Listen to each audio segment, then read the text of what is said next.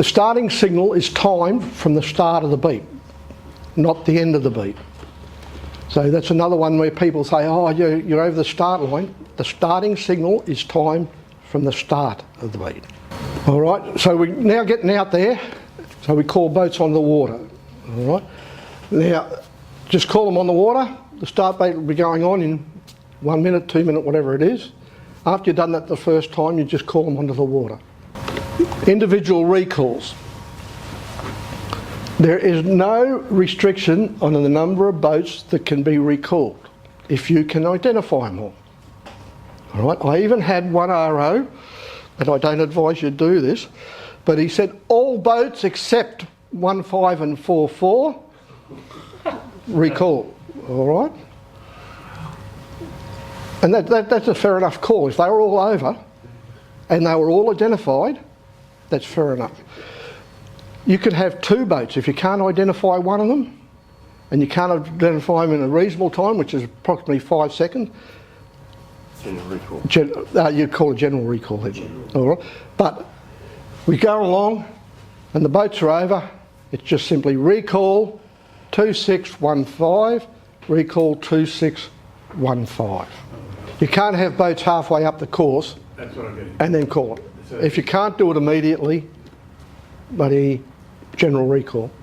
Now you'll notice here that we got recall 56 and 99, repeat as appropriate. Under the old rules, it used to be you had to call everything twice. The new rules is that you call it once and repeat as appropriate. Now to me that's made the situation more confusing. What is appropriate? All right. What part of that is for is if they do a call, and that goes to observers and all the rest of it, and the skipper immediately says, yep, my blue, I'll do that, it's pointless calling it again. But if no one says anything, and it's called in a way that is reasonably expected that the skippers can hear it, all right, 2 calls and that's it. If the RO is unable to identify all the boats that were on the course side, so that's the difference. If you can identify a dozen boats, you can recall an individual recall. You can have 2 or 3 boats over and you can't see the boat number, all right, then you have to have a general recall, because it's not fair to recall 2 of them and then wait till the other boat's halfway up the course and say, yeah, oh, you were over too. Now you notice we got the thing there, recall. Now I've heard people say, you're over, and all the rest of the stuff, you've got to go back so and so, all out. The rules are quite clear. To recall an individual recall, it says recall on the boat number. All right? The idea of that, if you say, oh, you're over so and so, what's he going to say? No, I'm not. No, I'm not. All right? If you say, you've got to go back, so why? All right? Just recall so and so. If they asking questions and stuff, just repeat the call. General recalls as whistles, 2. but there's no verbal for an individual recall. No verbal stipulated. There's nothing to stop you doing it, but there's nothing stipulated for it. If the RO is unable to identify all the boats over, he does 2 whistle sounds and call general recall. Now there's 2 things you've got to keep in mind here. On a normal recall, boats recalled can dip the line. All right, as long as they do not interfere with one of the other boats, and as long as their boat goes completely to the course side of the line. It's not just the bow, their boat's got to go completely to the course side of the line. What is advantageous, if it's a clear start, say that, or words to that effect, clear start. After a normal recall, they can dip the line. In a normal start of a race, if a boat is over, he can return to the course side of the line as long as he doesn't interfere with the boats that are there. All right. After a general recall, Flag India, which is around the end rule, comes into force. This requires a boat that is over the start line, one extension, in the last minute before the starting signal to return to the pre-course side by crossing the extensions of the line. So you've got to go around the buoys. All right. That's on a general recall. That's after a general recall. The start after a general recall. So what I normally say, general recall, general recall, general recall, round the end rule is now in force, tape is going on. People will be sailing up the course and say, no, it's not general, that was fine. Put the tape on. It's their problem to get back. All right? And when they come back, they've got to go around the end of the buoys. When you've called a general recall and everyone comes back, round the end rules apply, and we're lined up then for the next start again, if a boat goes over the line by, oh bugger, I've gone over, and then tries to maybe dip back down the line, do they have to go back around the buoy? Yeah. That's my question. After the preparatory signal. Yeah. After the preparatory signal, if it's before the preparatory signal, no. After the preparatory signal, if they're over, even if they're a bow bumper over, they've got to go around the end of the buoys. Now the sailing instruction is very clear. The first start is always a general start, all right? So what we call a general start.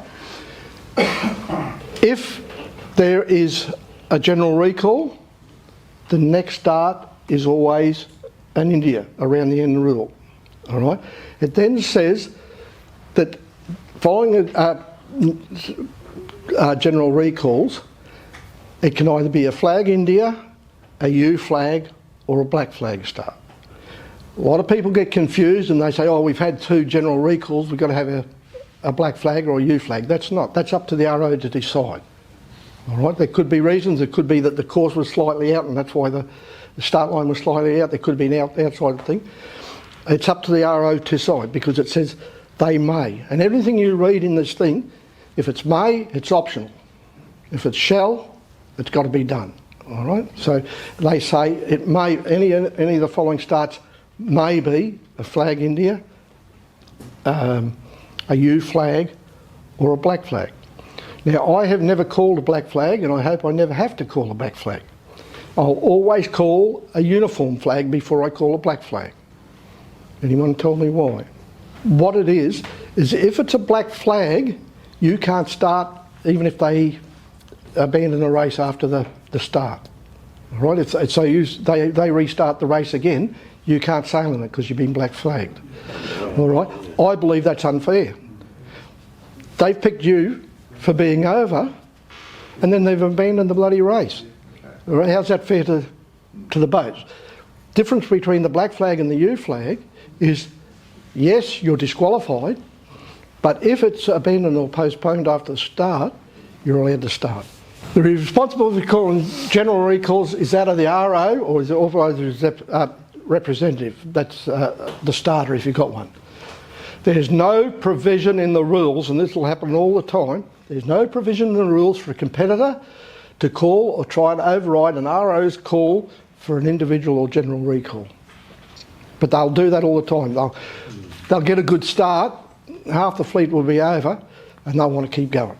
It's up to the RO to decide if it's a general recall, 2 whistle blasts, and the idea of the 2 whistle blasts and this individual recall or general recall is that it's not a question, it's not inviting conversation back, it's a direction. You know? It's a general recall, round the end rules in force, tape is going on. All right, so if we're going to call a U flag or a black flag, we just 2 sound signals, U flag is now in force. Now you shouldn't have to explain what that is. And what is a U flag? If any boat, part of the boat is in a triangle between the ends of the start line and the top mark in the minute, starting from a minute before is over, he is automatically disqualified. All right? He's called out, he's disqualified, you've got to take his boat out of the area. Doesn't need the protest hearing. That's one of the things that keeps coming in through the rules. They'll say, you know, protest hearing, you don't need it for a U flag or a black flag. It's RO's decision straight away. But you don't have to call this number out, do you? Yes, he's got to be identified. He's got to be identified. Otherwise you could say, I wasn't there. So the rule actually says if the boat is in, in other words, the effect of a boat is in that triangle and identified, he should. So that means a start after a U flag, you still have to call the boats over. Well, if they're in the, If he's in the triangle. if he's in the triangle, you can call it before the start. Yeah. Oh, yes, in the triangle. Disqualified, get off the course. That is the score he can drop. Yep. Yes. Yep. But a black flag, if you start in the next race, your score will be one that you can't exclude. D&E. So also with that, say it's a black flag, and that's why black flags are unfair. Get them out of your head. If you call a black flag, he's over.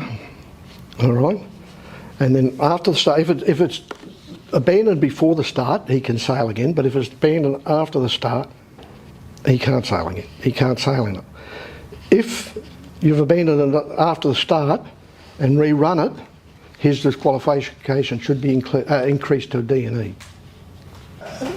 As I said, under the new sailing instructions, all they've done is the old sailing instruction said that short courses can be shortened.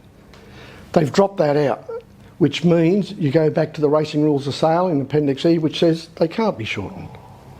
All right? So for club events or for non-ranking events, I'm really in favour of shortened courses. I'd much prefer to shorten a course than to have to abandon a race because the boats can't finish. You may get the idea that I'm against abandoning races. Absolute last resort. Opens up a barrel of worms. Always the blokes that are out the front are going to be requesting redress. All right? They shouldn't get redress, half the time they do. Why shouldn't they get redress? They shouldn't get redress because the rules on redress says that it must be an improper act of the race officer or race committee. All right? The casebooks has defined an improper act as one that is not permitted by the rules. All right? Abandoning a race or shortening a race is permitted by the rules. So if he abandons a race, the skippers might disagree with him, especially the top skippers that were up the front might disagree with him, but it's not an improper act. Therefore, he shouldn't be entitled to redress. So there's a time frame, Bill, isn't there, with regards to shortening a course? It must be done by... Before the first boat rounds the buoy on the leg that he's going to finish. Right, okay. And you shouldn't ever do it after the first boat is finished. A heat race should only abandon as a last resort. Reasons for this may include a major wing shift on the first leg. You'll hear people tell you that the first boat's laid that mark in one leg, therefore we've got to abandon the race. Do you have to abandon the race? I don't think so. You only abandon it if, in your opinion, someone has been severely disadvantaged through no fault of their own. So half the fleet's bloody out there doing nothing, this fleet went up to the buoy. It's a RO's discretion, right out, if you believe that a number of the fleet has been disadvantaged. The RO must not abandon a heat or race without first considering his actions may affect the majority of the fleet. When we get into redress was to make good, is supposed to be make it fairer. A fairer solution in a lot of incidents is just to let the results remain as they are. The fairest thing to the majority of boats. All right. Also, when you get into redress, the protest committee, if you Daniel requests redress, all right, the protest committee hears redress, they're supposed to make a fair arrangement for all the boats as they can, whether they requested redress or not.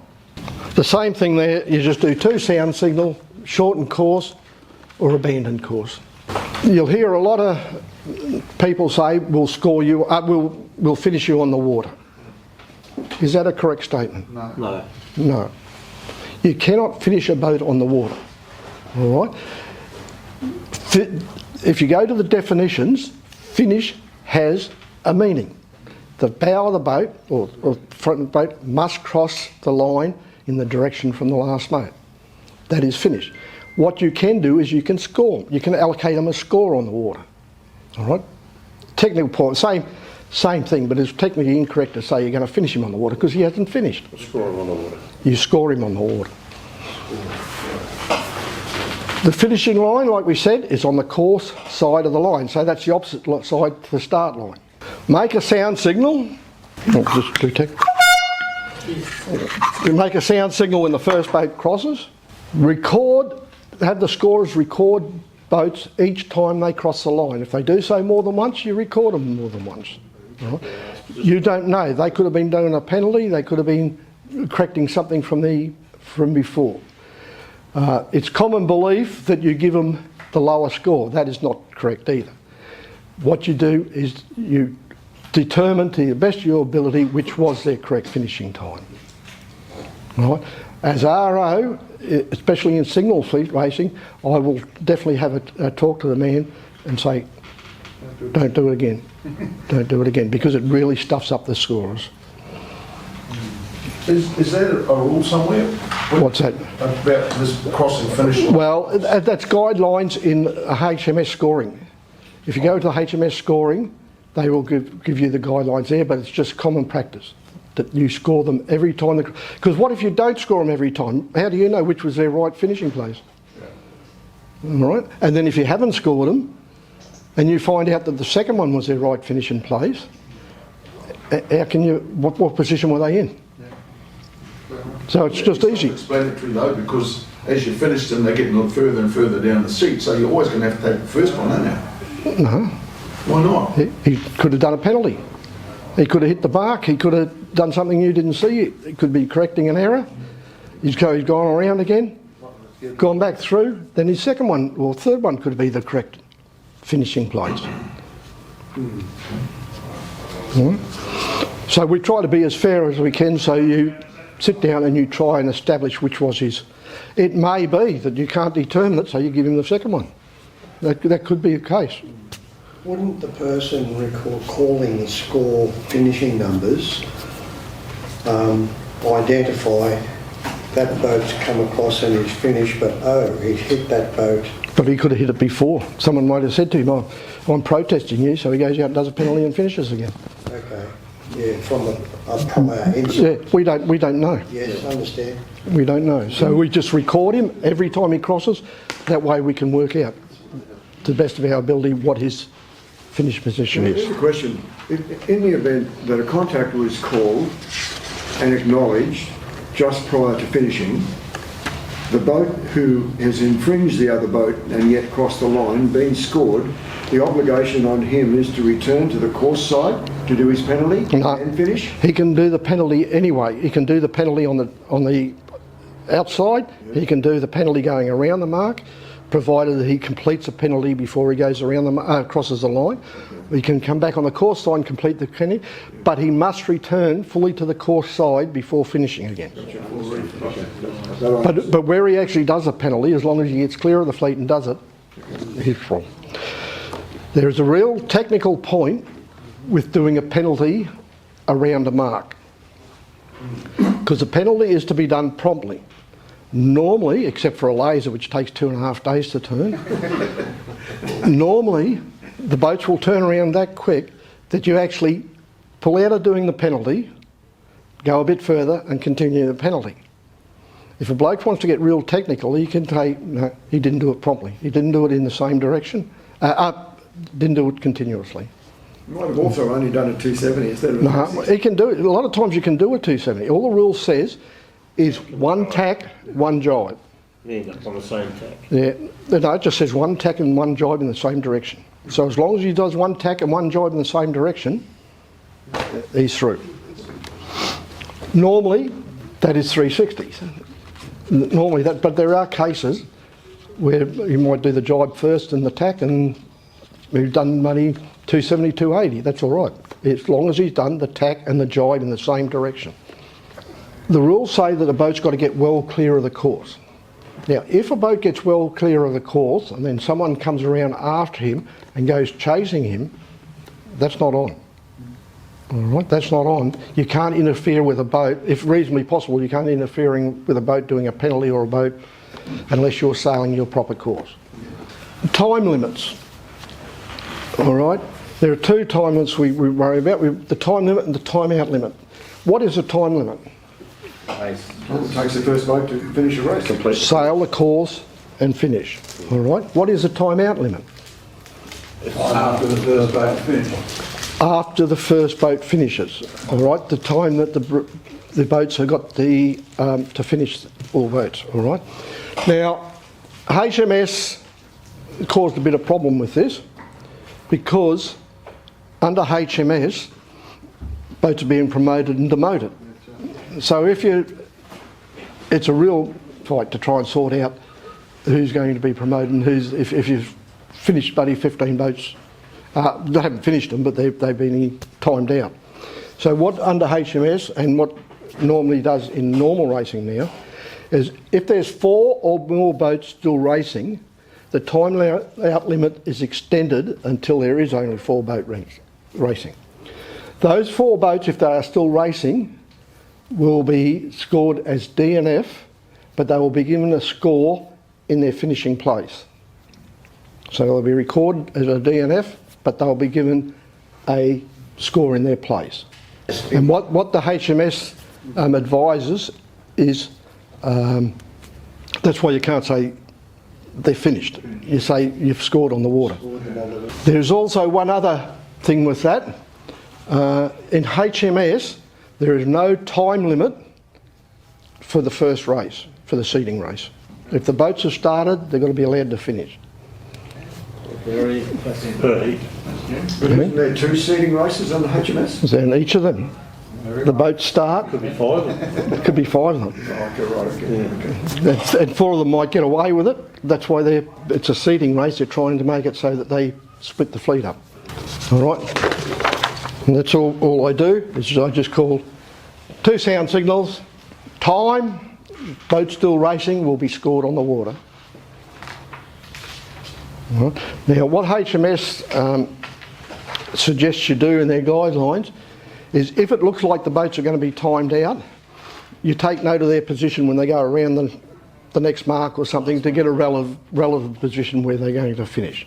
Not an exact science, but the best they can do. At what point do the allowable time limits for a race get determined?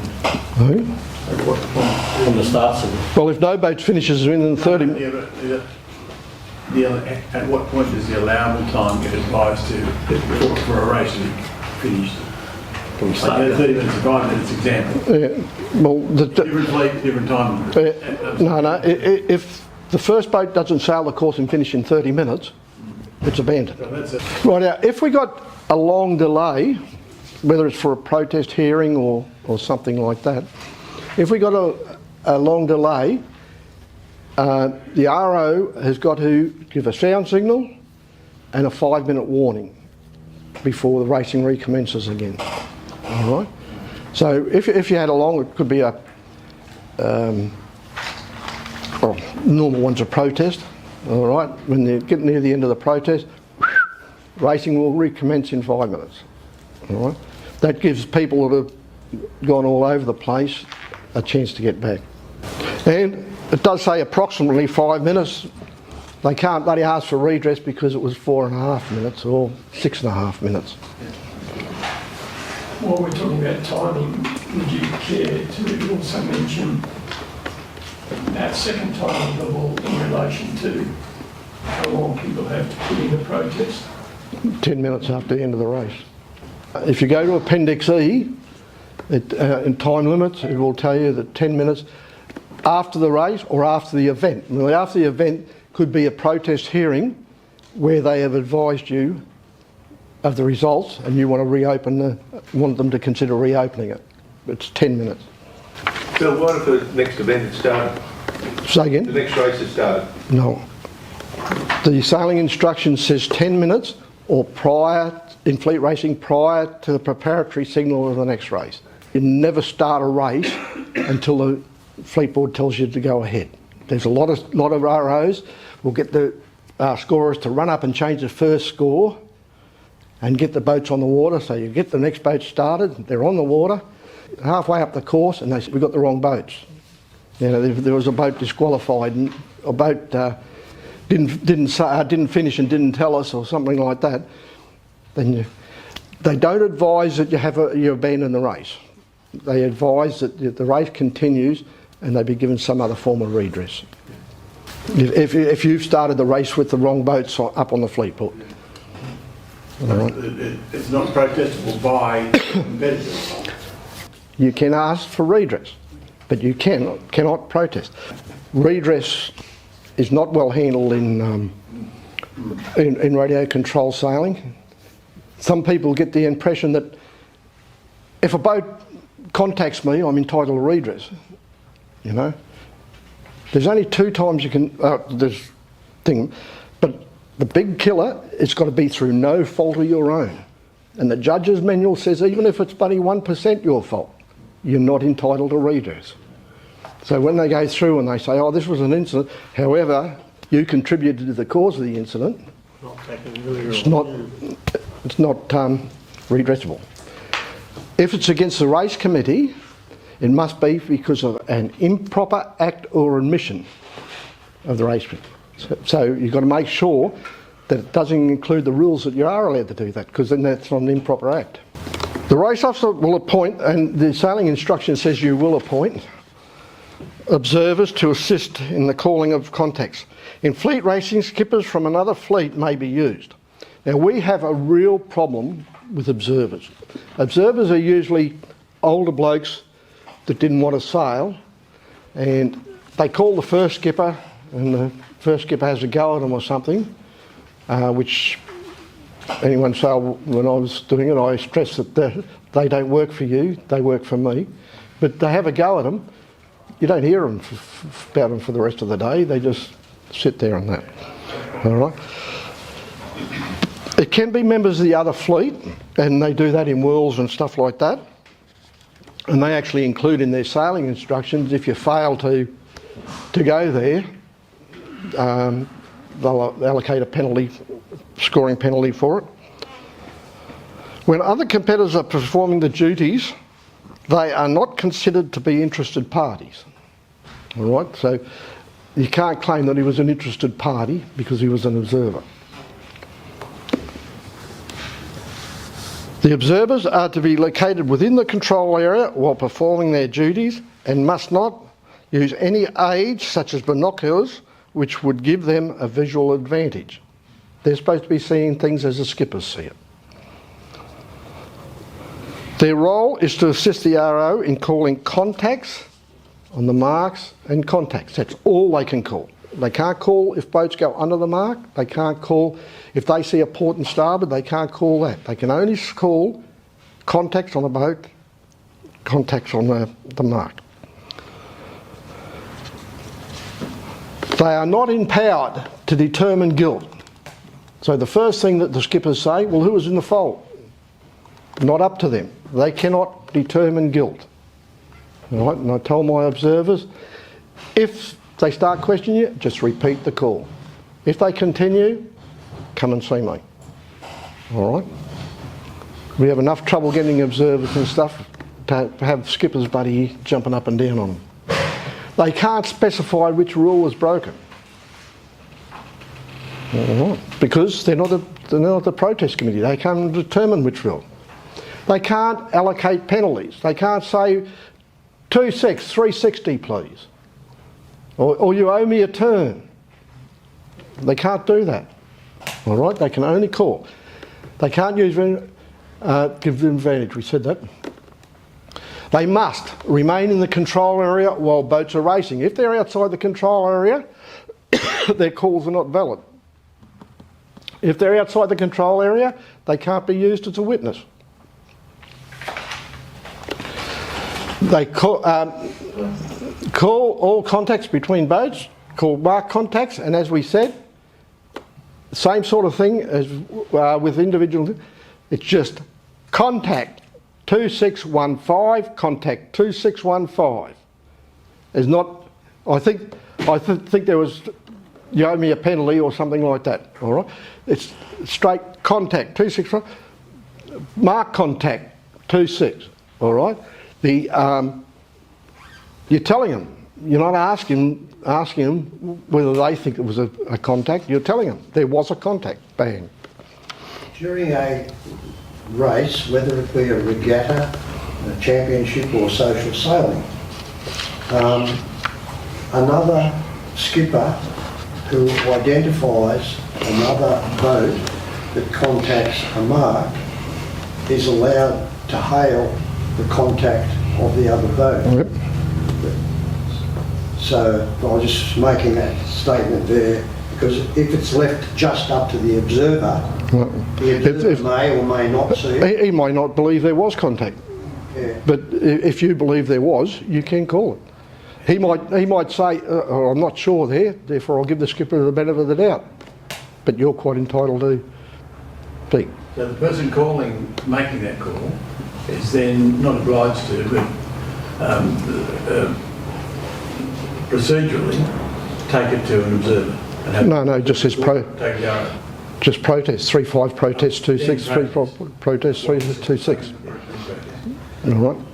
An observer can't call missing a marker. No, because that, believe it or not, that is considered outside assistance.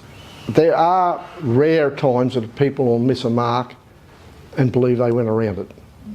9 times out of 10, people miss a mark or contact the mark. They know that they've done it, all right?